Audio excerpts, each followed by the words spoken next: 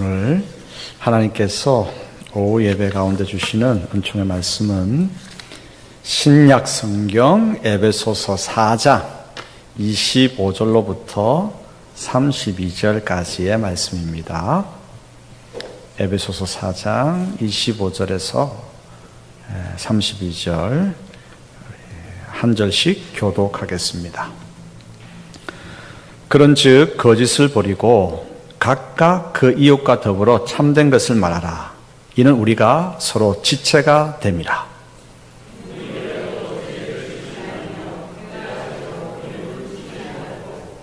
마귀에게 틈을 주지 말라.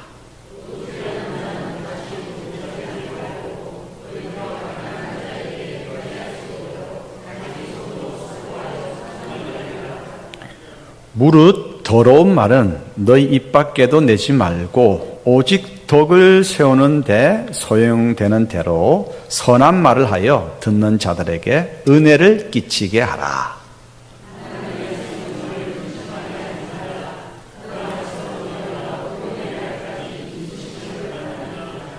너희는 모든 악독과 노함과 분냉과 떠드는 것과 비방하는 것을 모든 악의와 함께 버리고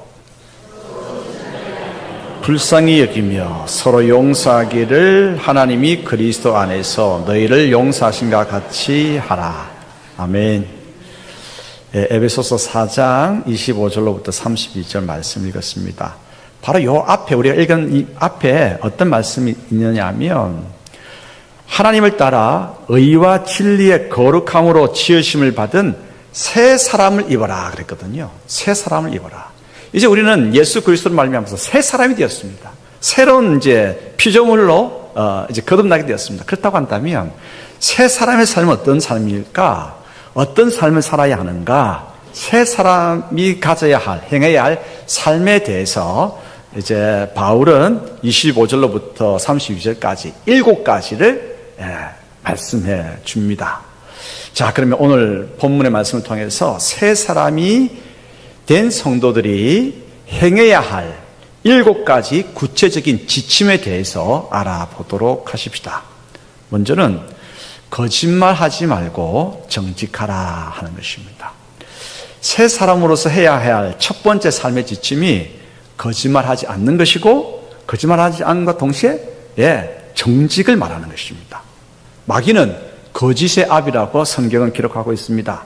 그래서 마귀는 거짓의 악이기 때문에 우리에게 거짓말하도록 충동질합니다.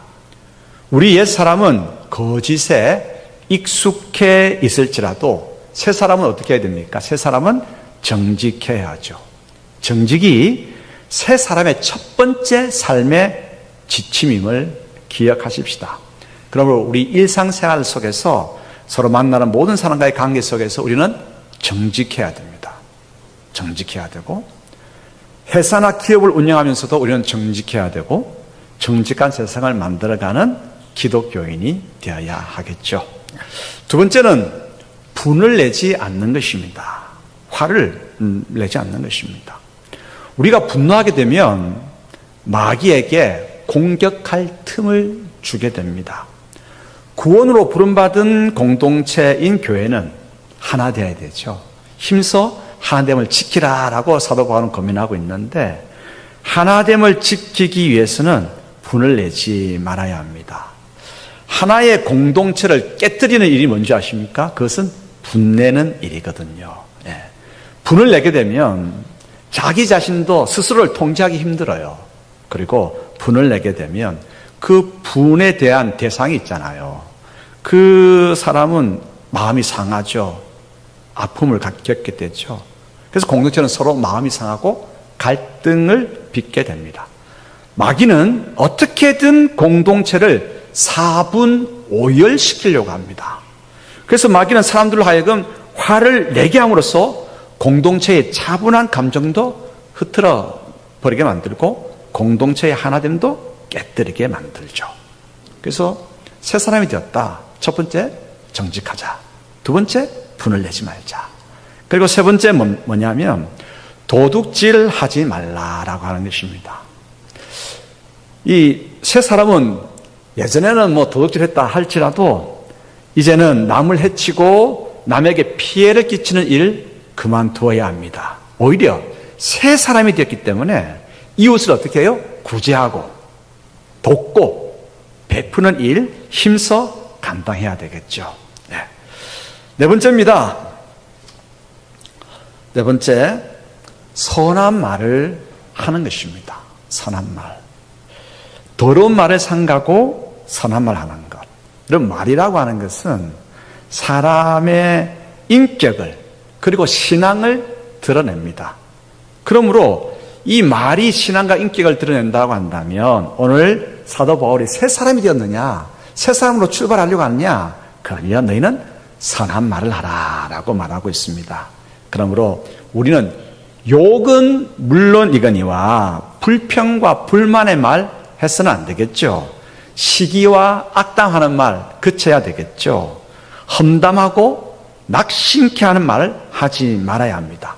그러므로 교인이라고 한다면 마땅히 선한 말을 해서 모두가 그렇구나, 그대로 한번 해보자라고 선한 말을 해야 되고, 서로 격려해서 서로 뭔가 주는 일들을 하는데 하나 될 수 있도록 해야 되고, 칭찬하는 말로 교회 공동체에 용기와 위로를 줄 수 있어야 되겠죠. 자, 그러면 옆에 있는 분들하고 이렇게 한번 서로 한번 해보십시다.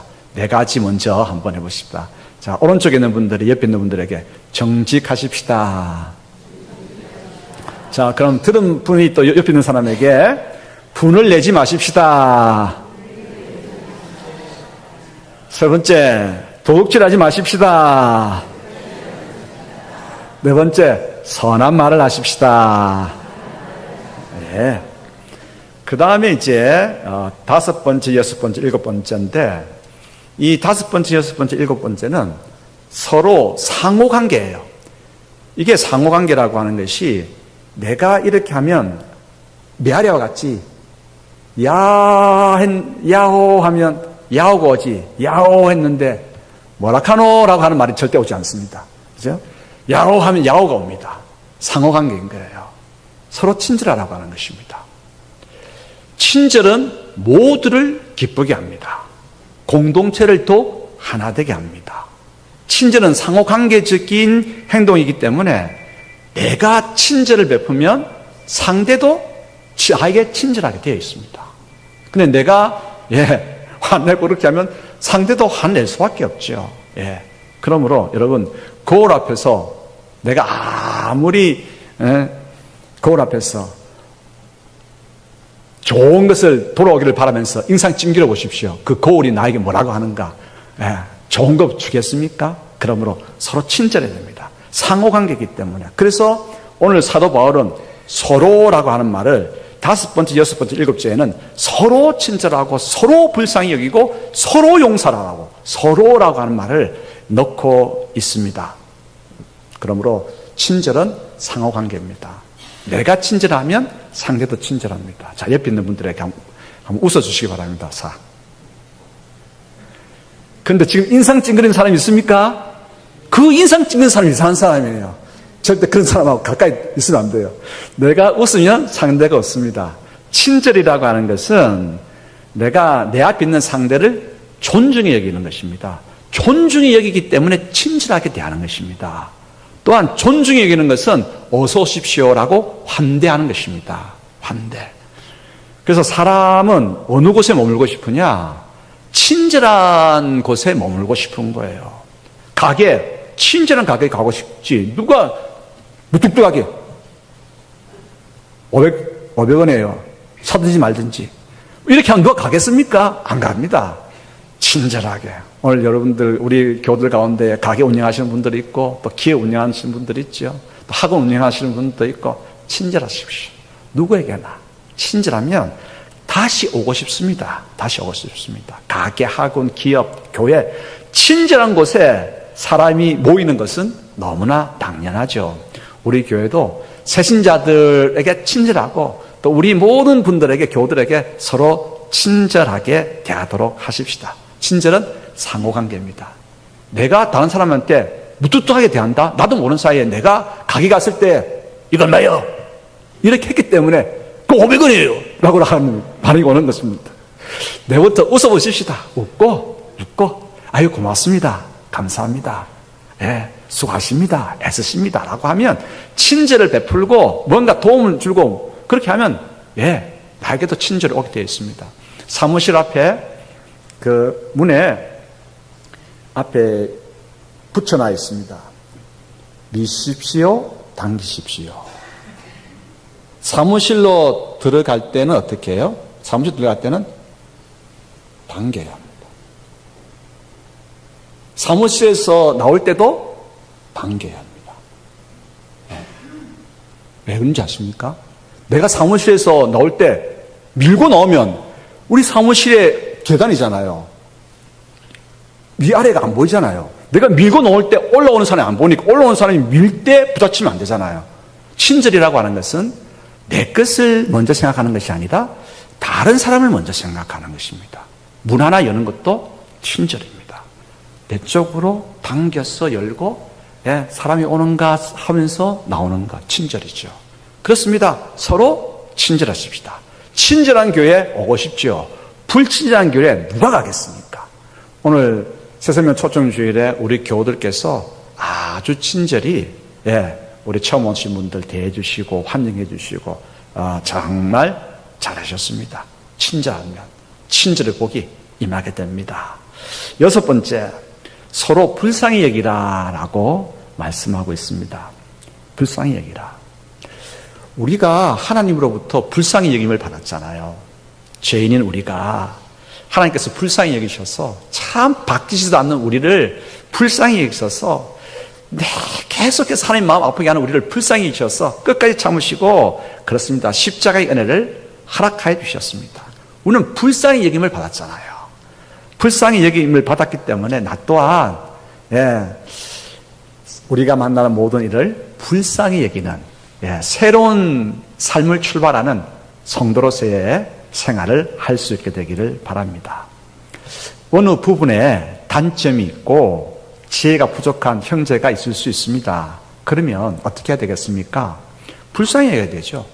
저것도 못해 라고 하지 말고 불쌍히 여겨서 저것밖에 못해 하지 마시고 내가 가진 장점과 지혜로 도와주고 메꾸어 줄 수 있다라고 한다면, 불쌍히 여기면서 그럴 수 있다라고 한다면 얼마나 좋겠습니까? 그러면 도움을 받은 사람은 자신이 잘할 수 있는 일로 도와준 일을 힘써 지원하게 될 것입니다. 서로 불쌍히 여기고, 예, 부족하고 단점 지적질은 하지만 말고, 하나님은 누구십니까? 긍휼의 하나님이십니다. 우리도 하나님의 자녀이기 때문에 하나님의 성품이 긍휼, 불쌍히 여기는 것을 배워야 하지 않겠습니까? 서로 불쌍히 여기는 것이 교회입니다. 불쌍히 여기는 곳에 무엇이 임합니까? 하늘의 은혜가 임합니다. 그리고 일곱 번째, 서로 용서하라 말씀하셨습니다. 이 서로라고 하는 상호관계적인 이 덕을 이야기하면서 이건 서로 연쇄적이에요. 서로 불쌍히 여길 때 서로 용서할 수가 있어요. 용서할 수 있어요.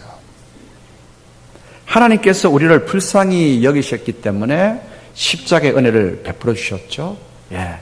그 은혜를 감사히 여기면서, 여러분, 내가 만나는 상대 참 용서하기 힘든 부분도 있습니다. 하지만 상대를 미워할 까닭으로 미워하지 말고, 그런 요소가 있는, 그럴 수밖에 없는 그분의 세월, 그분의 환경을 이해하고 그를 불쌍히 여겨 주십시다. 여러분, 욕쟁이 부모 밑에서 욕하는 사람이 나옵니다. 그렇지 않습니까? 욕이 그냥 나오는 것이 아니라 계속 듣다 보니까 욕이 나오는데, 욕쟁이 부모 밑에서 욕하는 사람이 나오고, 불평하고 단지하는 환경 속에 계속 있다 보면 나도 모르는 사이에 그게 내 생활에 임박히게 되는 것이죠.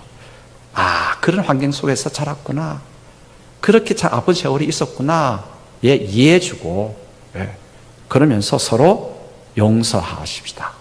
서로 불쌍히 여기면, 서로 불쌍히 여기기 때문에 그 다음에 오는 것이 뭐냐? 서로 용서할 수 있는 것이죠.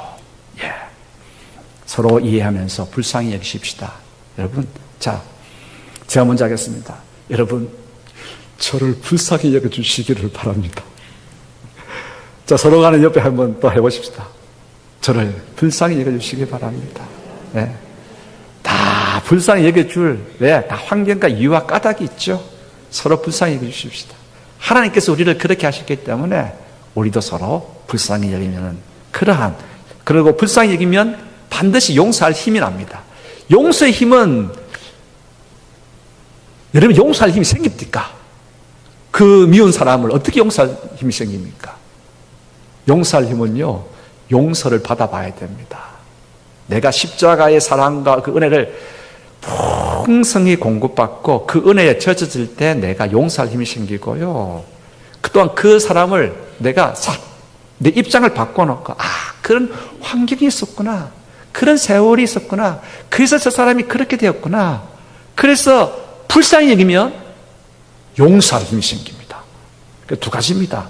용서할 힘은 내가 하늘의 은혜를 공급받아야 되고, 그리고 내가 그 사람의 입장에 되어서 한번 불쌍히 여길 때 용서할 수가 있죠. 이러한 세 사람의 삶이 우리 가운데 있게 되기를 소원합니다. 자, 그러면 정리해 볼까요? 정리해 보십시다. 사도 바울은 너희가 심령이 새롭게 되어 새 사람을 입지 않았느냐? 새 사람의 삶은 이러해야 된다라고 이야기를 해 주십니다. 정리해 보십시다. 첫 번째, 정직한 것입니다. 거짓말을 말고 정직한 것입니다. 두 번째, 분을 내지 않는 것입니다. 세 번째, 도둑질하지 않는 것입니다. 네 번째, 선한 말을 하는 것입니다. 다섯 번째, 서로 친절하는 것입니다. 여섯 번째, 서로 불쌍히 여기는 것입니다. 일곱 번째, 서로 용서하는 것입니다. 이러한 귀한 덕목을 우리 삶 가운데에 하나하나 서서히 실천해가는 우리가 되기를 소원합니다. 그러면 우리 가정이 얼마나 복되겠습니까? 우리 교회가 얼마나 복되겠습니까? 이 사회가 얼마나 사람 사는 세상이 되겠습니까? 그러한 일을 만들어가는 하나님의 백성들이 다 되어지고, 하나님 나라는 그냥 이루어지는 것이 아닙니다. 구원받은 백성이 오늘 이 말씀대로 살아감으로써 그러한 하나님 나라를 우리가 살아가고 있는 영역 속에서 만들어가는 것이거든요. 직장 가운데 만들어가시고, 교회 가운데 만들어가고, 또한 가정 속에 만들어가는 모두가 되기를 축복합니다. 기도하겠습니다. 하나님 아버지, 구원으로 부름받아 새 사람이 되었기에 이제는 새 사람의 합당한 삶을 살기를 원합니다. 머리에서만 맴도는 새 사람이 아니라 생활에서 구체적으로 행하게 하소서. 거짓말하지 않고 정직하며, 분을 내지 않고 온유하며, 도둑질하지 않고 성실히 일하며, 더러운 말이 아니라 선한 말을 하며, 서로 친절하며, 서로 불쌍히 여기며, 서로 용서하게 하옵소서. 이런 삶으로 성령님을 기쁘시게 하는 저희 모두가 되게 하시고, 지금 이 시간부터 시작하는 걸음 힘있게 내딛게 하옵소서. 예수 그리스도 이름으로 기도드리옵나이다. 아멘.